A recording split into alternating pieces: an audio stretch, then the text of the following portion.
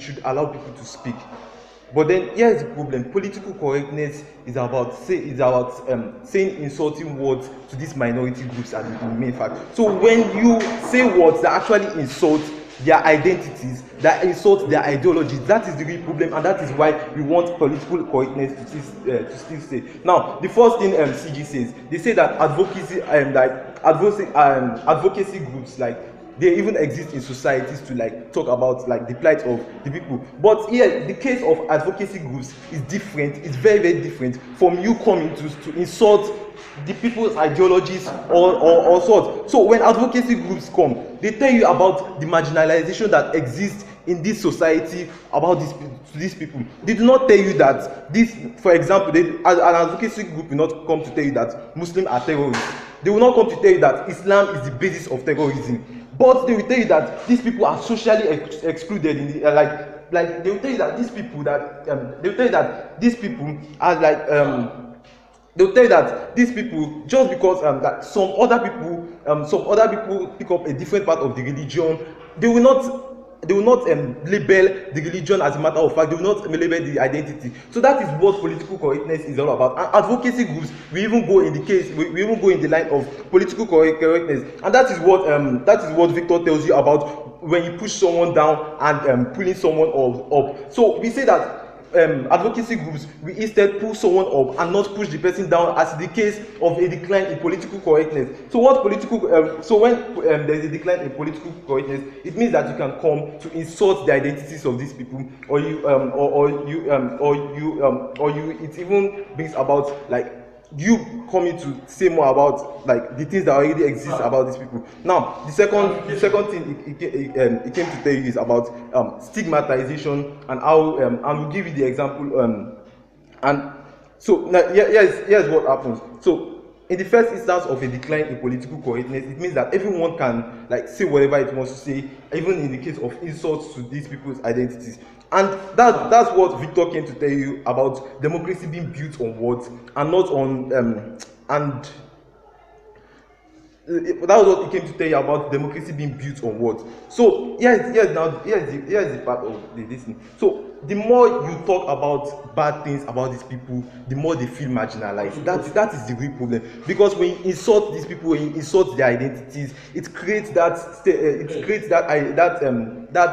philosophical thinking of social exclusion in them. So we give you the example.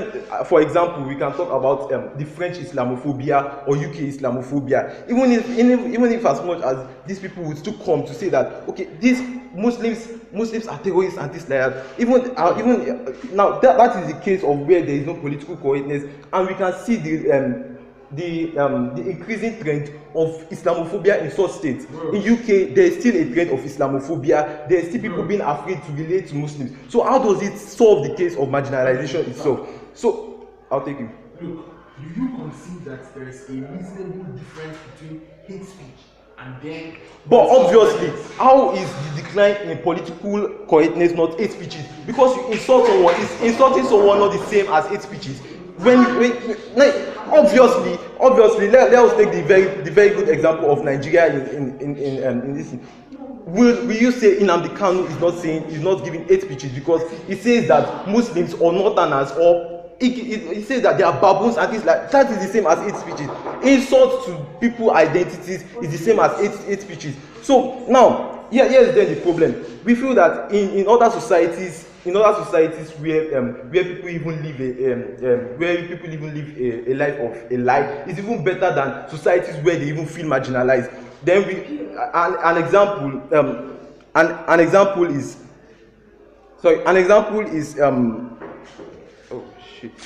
But in societies where people, now this is the problem. If states are secular and people are not secular, for example, if people are not ready to, it is enforced on the people to be able to coexist together. So it does not matter that you come to come publicly to publicize or to say things against these people or their ideology. Now, okay, I'll take it. Do you consider that if there is no tension, there will be no progress in the society? Like if there was no resistance to the fight against slavery, there would not have been true civil rights at all. Like, do you consider? Okay, now, yeah, of course, I concede to that. But these issues, the issue of this issue is greatly different to.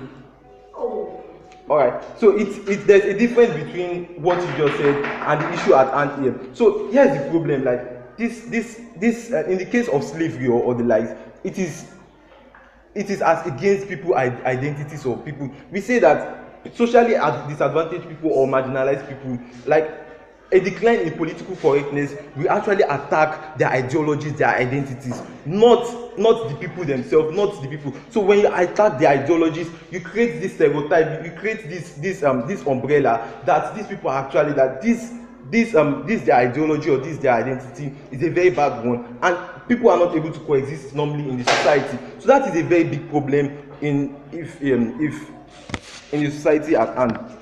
Then now in issues of morality like this, like it is not just enough to care about the freedom of expression of individuals.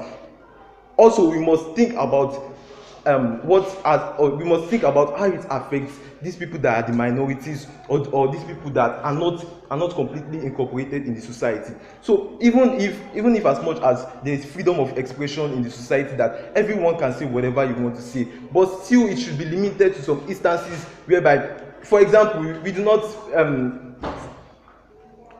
for example, what it actually means is that when there is a decline in political correctness, there is a rising case of extremism. So the more the people even feel bad about the more the people feel excluded from the society, the more they feel distant from the society, the more they are able to even the extremism in them even rises. So you don't solve the problem by continuing to flag them by what other people or what they do, and we are very proud to proceed.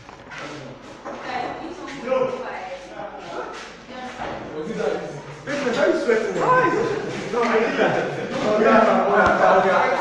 did that.